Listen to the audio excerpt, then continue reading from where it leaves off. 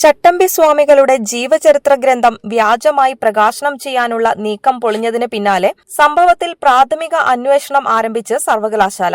പന്മന ആശ്രമത്തിൽ ചട്ടമ്പി സ്വാമി സമാധി ദിനത്തോടനുബന്ധിച്ച് ഗവർണർ പങ്കെടുത്ത വേദിയിൽ പ്രകാശനം ചെയ്യേണ്ട ചട്ടമ്പി സ്വാമികളുടെ 11 വാല്യങ്ങളുള്ള ജീവചരിത്ര ഗ്രന്ഥത്തിന്റെ 4 വാല്യങ്ങൾ ഒഴികെ ബാക്കിയുള്ള വാല്യങ്ങൾ പുറംചട്ട മാത്രമുള്ള പ്രിന്റ് ചെയ്യാത്ത വെള്ളക്കടലാസായത് സംബന്ധിച്ചാണ് അന്വേഷണം ആരംഭിച്ചത്. സംസ്കൃത സർവകലാശാല പ്രസിദ്ധീകരണ വിഭാഗത്തിലെ സീനിയർ പബ്ലിക്കേഷൻ ഓഫീസറോട് ഗ്രന്ഥത്തിന്റെ അച്ചടിയും പ്രകാശനവും സംബന്ധിച്ച ഓഫീസ് രേഖകൾ ഹാജരാക്കാൻ വി.സി. ഡോക്ടർ സിസ തോമസ് നിർദ്ദേശം നൽകി.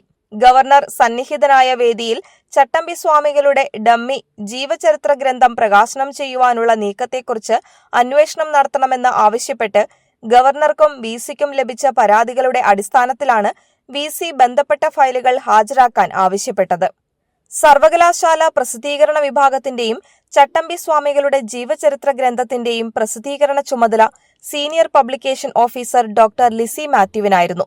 ഏപ്രിൽ 19 ചട്ടമ്പി സ്വാമികളുടെ സമാധി ദിനത്തിൽ പന്മന ആശ്രമത്തിൽ നടക്കുന്ന ചടങ്ങിന്റെ ഭാഗമായി കൃതികൾ അച്ചടി പൂർത്തിയാക്കി വിൽപ്പനയ്ക്ക് എത്തിക്കാൻ കഴിയുമെന്ന് സിൻഡിക്കേറ്റിൽ റിപ്പോർട്ട് ചെയ്തതിനെ തുടർന്ന് ഡോക്ടർ ലിസി മാത്യുവിന്റെ പ്രവർത്തനത്തിൽ സിൻഡിക്കേറ്റ് സന്തുഷ്ടി രേഖപ്പെടുത്തിയിരുന്നു. ലിസി മാത്യുവിനെ പ്രസിദ്ധീകരണ വകുപ്പിന്റെ ചുമതലയിൽ നിന്നും മാറ്റി യൂണിവേഴ്സിറ്റിയുടെ പബ്ലിക് റിലേഷൻസ് ഓഫീസർക്ക് പ്രസിദ്ധീകരണ വിഭാഗത്തിന്റെ ചുമതല വി.സി നൽകിയെങ്കിലും ചട്ടമ്പി സ്വാമികളുടെ ജീവചരിത്ര ഗ്രന്ഥത്തിന്റെ അച്ചടിയുടെയും പ്രകാശനത്തിന്റെയും ചുമതല ലിസി മാത്യുവിനായിരുന്നു. പബ്ലിക്കേഷൻ വിഭാഗത്തിൽ നിന്നുള്ള രേഖകളും റിപ്പോർട്ടും ലഭിച്ചാലുടൻ വി.സി ഗവർണർക്ക് റിപ്പോർട്ട് നൽകും. ബി.എഫ്.എ തോറ്റ വിദ്യാർത്ഥിക്ക് എം.എഫ്.എക്ക് പ്രവേശനം നൽകി വിവാദത്തിൽ കുടുങ്ങിയിരിക്കുന്ന സംസ്കൃത സർവകലാശാലയുടെ വ്യാജ പുസ്തക പ്രകാശന നീക്കം ഏറെ വിവാദമായി കഴിഞ്ഞു. ചട്ടമ്പി സ്വാമികളുടെ ജീവചരിത്ര മഹാകാവ്യത്തിന്റെ പുറംചട്ട മാത്രം തയ്യാറാക്കി വെള്ളക്കടലാസുകൾ ഡമ്മി പുസ്തക രൂപത്തിലാക്കി പ്രകാശനം ചെയ്യാനുള്ള നീക്കം വി.സിയെ അറിയിക്കാതെ സർവകലാശാലയിലെ ചില ഉന്നത ഉദ്യോഗസ്ഥരാണ് തയ്യാറാക്കിയതെന്നാണ് സൂചന. പ്രൊഫസർ എ.വി. ശങ്കരൻ രചിച്ച തീർത്ഥപാദപുരാണം എന്ന ചട്ടമ്പി സ്വാമികളുടെ സംസ്കൃത ജീവചരിത്ര മഹാകാവ്യം അച്ചടി പൂർത്തിയാക്കാതെ പ്രകാശനം ചെയ്യാനും ഇതിലൂടെ ഗവർണറെയും വി.സിയെയുമെല്ലാം കബളിപ്പിക്കാനാണ് നീക്കം നടന്നത്. എന്നാൽ ചടങ്ങിന് മുൻപ് ഇക്കാര്യം ബോധ്യപ്പെട്ടതോടെ ഗ്രന്ഥപ്രകാശന ചടങ്ങ് വി.സി ഡോക്ടർ സിസ തോമസ് ഒഴിവാക്കി.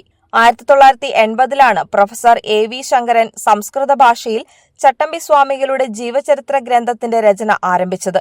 അദ്ദേഹം ജീവിച്ചിരുന്നപ്പോൾ 1998 11 വാല്യങ്ങളുള്ള ഗ്രന്ഥത്തിന്റെ കയ്യെഴുത്ത് പ്രതി പ്രസിദ്ധീകരണത്തിനായി സംസ്കൃത സർവകലാശാലയ്ക്ക് കൈമാറിയത്.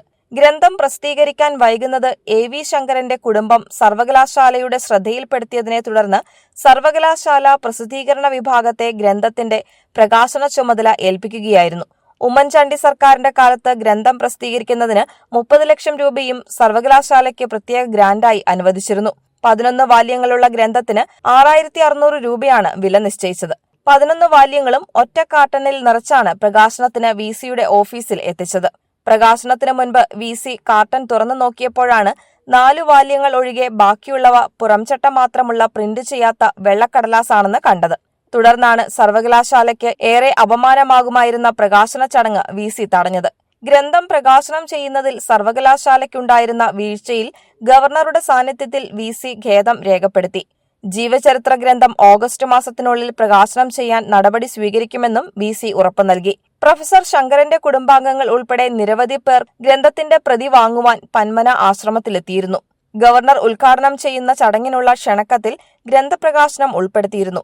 കാലേക്കൂട്ടി നിശ്ചയിച്ച പ്രകാശനം സാങ്കേതിക കാരണങ്ങളാൽ മാറ്റിയതായ വി.സിയുടെ അറിയിപ്പിൽ ഗ്രന്ഥരചയിതാവിന്റെ കുടുംബാംഗങ്ങളും ചട്ടമ്പി സ്വാമി ധർമ്മവിശ്വാസികളും നിരാശരായി. ചട്ടമ്പി സ്വാമി ദർശനങ്ങളെയും പ്രസക്തിയെയും കരുതിക്കൂട്ടി അവഹേളിക്കുന്ന അക്ഷന്തവ്യമായ പിഴവാണ് സർവകലാശാലയുടേതെന്ന് വിശ്വാസികൾ കുറ്റപ്പെടുത്തി.